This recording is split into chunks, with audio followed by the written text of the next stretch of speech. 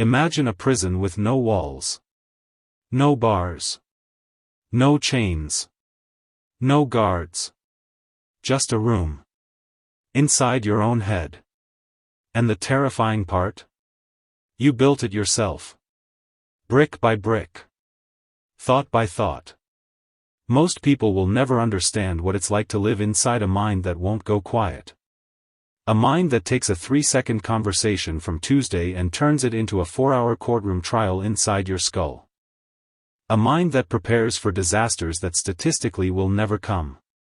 A mind so busy surviving an imaginary future that it forgets to actually live the real one. This isn't anxiety. This isn't weakness. This is something far more complicated. And far more common than anyone admits. Here's a truth nobody tells you. The people most likely to lie awake at night replaying a conversation they had 6 days ago aren't the careless ones. They're not the reckless or the emotionally vacant. They're the ones who care the most. Think about someone you know who always seems to have it together. Thoughtful. Measured. The person who remembers how you take your coffee. The one who notices when you're off, even when you haven't said a word. Chances are, that same person goes home and dismantles every interaction they had with you. Every pause. Every slightly raised eyebrow. Every moment where they said something and immediately wondered, did that come out wrong? That's the hidden burden. And here's where it gets darker. The very trait that makes them perceptive, the same neural wiring that lets them read a room, anticipate emotions, and connect deeply, is the same trait quietly destroying their peace. It's not a gift and a curse. It's the same thing wearing 2 different masks. Stop for a second. Because what I'm about to tell you is something most psychology content gets completely wrong.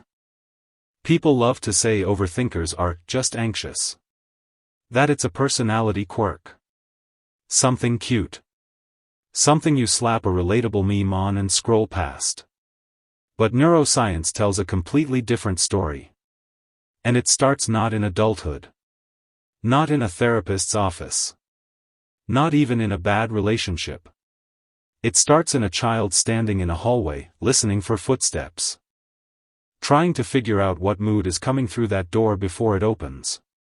When a child grows up in an environment where emotional safety was unpredictable, where the rules changed without warning, where silence meant danger, where one wrong move had consequences that felt enormous, the brain does something extraordinary. It rewires itself to predict. Not because the child is weak. Because the child is brilliant. Because prediction feels like protection. If you can see it coming, maybe you can stop it. Maybe you can hide. Maybe you can say the right thing this time. That survival strategy becomes so deeply embedded that by adulthood, the brain doesn't know how to shut it off. The threat is gone. But the system keeps running. You're no longer in that hallway.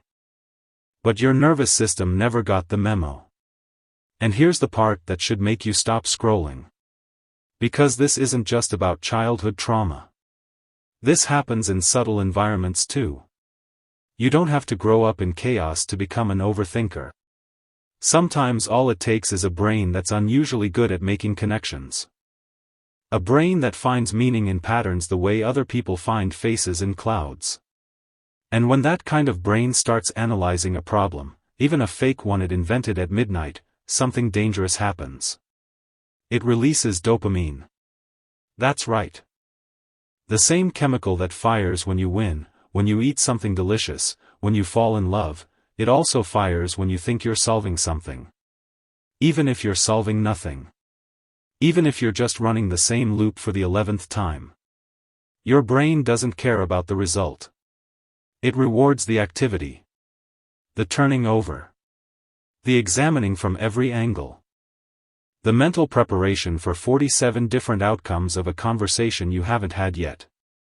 This is why, just stop thinking about it, is one of the most useless pieces of advice ever given. You might as well tell someone to just stop breathing. The brain has a chemical reason to keep going. And until you understand that, you can't change it. But there's something even more unsettling underneath all of this. Overthinkers aren't actually afraid of the future. They're afraid of being caught off guard by it. There's a difference. And it's massive. Most people assume that chronic overthinking is about fear. About being scared. But the deeper psychological truth is that it's about control. The mind tells itself, if I think about it enough, I can prevent it. If I prepare for every outcome, nothing can blindside me. If I rehearse the worst version enough times, maybe it won't hurt as much when it arrives. It's a form of emotional armor built entirely from imagination. And the cruelest irony? It doesn't work. You can replay a scenario 400 times and still feel completely blindsided when the real thing happens. Because reality never follows the script your brain wrote at 3 a.m. So the exhaustion isn't just from the thinking. It's from preparing for a movie that never plays out the way you directed it. And yet the brain keeps buying tickets. Every night. But here's the thing that changes everything. Something researchers discovered that reframes this entire conversation. A study buried inside a 2013 edition of Psychological Science revealed something that nobody expected. People who ruminate, who replay, who spiral, who can't let things go, consistently scored higher on measures of cognitive empathy than average. Not just a little higher. Significantly. These are people who can walk into a room and immediately sense the emotional temperature. Who notice the person who's smiling but whose eyes aren't. Who feel the weight of a one-word text response as if it were a paragraph written in invisible ink.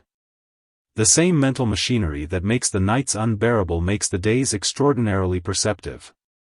They don't just see the world. They feel it, in layers most people never access. And that's what makes this so brutal. Because perception without resolution is its own kind of suffering. Imagine being able to feel everything. Every undercurrent. Every shift. Every unsaid thing in every room you walk into. Now imagine not being able to turn that off. Ever. That's not a superpower. That's a sentence. At least, it is, until you learn what to do with it. Here's what therapy gets wrong sometimes. And what overthinkers spend years chasing that never actually works. They try to think their way out of overthinking. They analyze the analysis. They question the questioning. They build a whole second layer of mental noise trying to silence the first one. And they end up more trapped than before.